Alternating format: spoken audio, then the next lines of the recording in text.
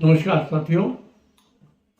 सर्दी शुरू हो चुकी है और हर साल हम देखते हैं कि सर्दी के मौसम के अंदर कई लोग एक्सरसाइज करते वक्त, कई लोग योगा करते वक्त या अर्ली मॉर्निंग में जो लोग उठते हैं उनके अंदर हार्ट अटैक और डेथ के चांसेस काफ़ी ज़्यादा होते हैं। और ये जो कम्बिनेशन है कोल्ड वेदर और सडन जो एक्सरसाइज का सिंड्रोम जिसको बोलते हैं, ये एक बड़ा भयानक है। हमने देखा पीछे लोग एक्सरसाइज करते हुए गिर के मर गए, या बारात में जा रहे थे, डांस करते वक्त मृत्यु हो गई।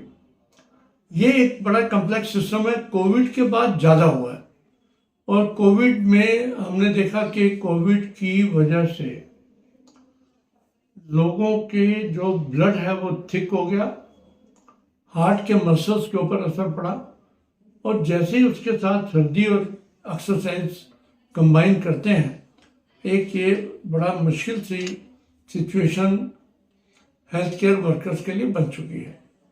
और जरा इसके ऊपर डिस्कस करें कि कोल्ड वेदर से, यानी कि ठंडे मौसम में बॉडी के ऊपर क्या असर पड़ता है। ठंडे मौसम के अंदर खासकर बुजुर्गों के अंदर हमने देखा कि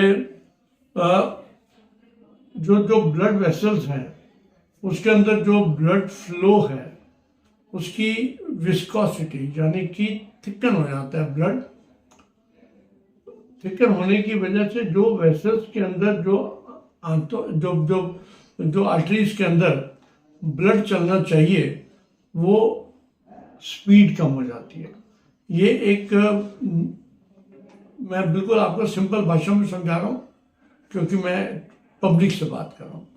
आप मेडिकली ऑथराइज्ड जो रिपोर्ट्स हैं उसके अंदर मैंने आपको बोला कि इस विस्कोसिटी जो है वो टेम्परेचर ठंड हुई, विस्कोसिटी बढ़ी और जो ब्लड का फ्लो है वो कम हो जाएगा, उसके अंदर हार्ट को ज़्यादा पंपिंग करना पड़ेगा।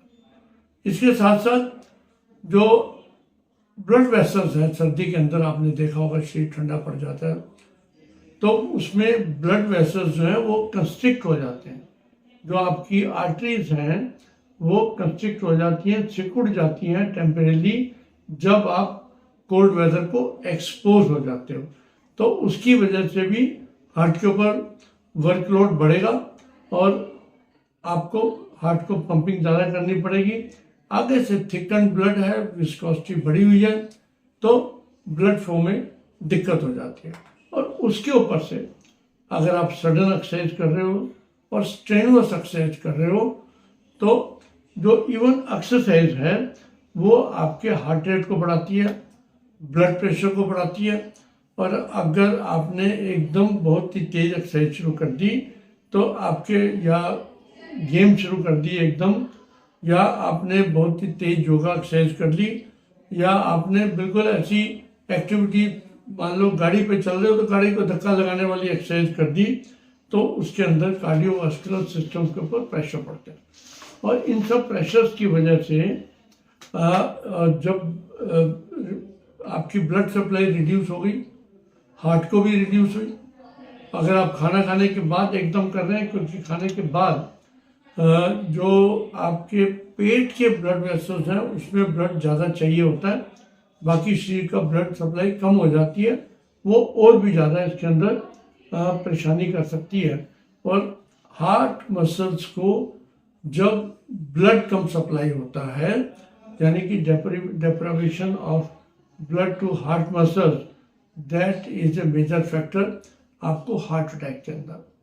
कई बार हार्ट अटैक यानी कि मायोकार्डियल इन्फेक्शन होता है, कई बार इस इन्फेक्शन के साथ साथ एट्रियल फिब्रिलेशन, वेंट्रिकुलर फिब्रिलेशन जो हैं वो पोजीशंस भी जो हैं वो आपके हार्ट अटैक का या सडन डेथ का एक बहुत बड़ा कारण बन सकती हैं। तो ये एक पूरा का पूरा स्टॉर्म है, पूरा का पूरा एक बहाव है जिसके अंदर आपका सर्दी, उसके साथ साथ स्ट्रेनुअस एक्सरसाइज, और उससे भी क्योंकि हम कोविड से सब लोग बाहर निकले हैं अभी, तो वो फैक्टर भी इस वक्त काम कर रहा है। तो इसकी प्रिवेंटिव स्ट्रेटेजी क्या होनी चाहिए? प्रिवेंशन के लिए सबसे महत्वपूर्ण बात यह है कि नंबर 1, खाना खाने के बाद एक्सरसाइज ना करें। नंबर 2, जब भी आप एक्सरसाइज करें तो स्टार्ट स्लो, धीरे धीरे उसको स्टार्ट करें। अगर आप जिम में भी आप जिम के अंदर मशीन के ऊपर बैठ रहे हैं तो ये नहीं कि एकदम बहुत तेज स्पीड से आप चल रहे हो, आपको उसमें भी एक अपनी स्लो स्पीड के अंदर आपको वो चलना है और अपनी कैपेसिटी देखकर आप कितनी स्पीड को, कितनी स्ट्रेन को बर्दाश्त कर सकते हो उसके हिसाब से करना है। फिर बीच में जो ब्रेक लीजिए, ये नहीं कि हम कंपटीशन कर रहे हैं कि हम आधा घंटा लगातार जो ट्रेडमिल कर सकते हैं, वो नहीं। और ब्रेक लीजिए बीच के अंदर। ब्रेक लेने के साथ साथ आप बीच बीच में पानी भी पीते रहिए। चाहे सर्दी का मौसम हो, आपके बॉडी को पानी पीने से, हाइड्रेशन से आपकी ब्लड सेल जो इम्प्रूव होती है। डाइट भी एक बहुत बड़ा इंपॉर्टेंट फैक्टर है। आप इस मौसम में ग्रीन वेजिटेबल्स, फ्रूट्स ये अगर ज़्यादा लेते हैं तो वो आपको फायदा करेंगे। सैचुरेटेड फैट्स और ट्रांस फैट्स जो हैं वो आप कम से कम कर दीजिए। और रेगुलर एक्सरसाइज में आपको धीरे धीरे रोज करते रहिए। एक हैबिट बनाएंगे तो वो ज़्यादा अच्छी बात है। और जहाँ तक कपड़े की बात है, don't wear very tight clothes. Gym जा रहे हो, बहुत टाइट क्लोथ कपड़े मत डालिए, लूज कपड़े डालिए और उसके अंदर एक्सरसाइज कीजिए। एक फिक्स टाइम पे maximum of 30 minutes a day walking करनी है।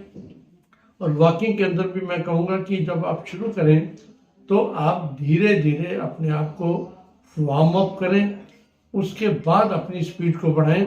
और आज की तारीख में इवन शुगर के कंट्रोल के लिए जो वॉकिंग हम सबसे बढ़िया मानते हैं, it should be good strenuous exercise और बिल्कुल एक लेवल पे, एक स्पीड पे हम चलते चले जाए तो हम इन एक्सरसाइजेज का फायदा होगा।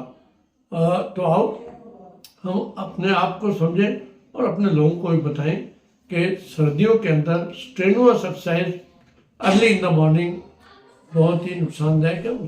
उसको हम कोशिश करें कि अवॉइड कर पाएँ। बहुत बहुत धन्यवाद। नमस्कार।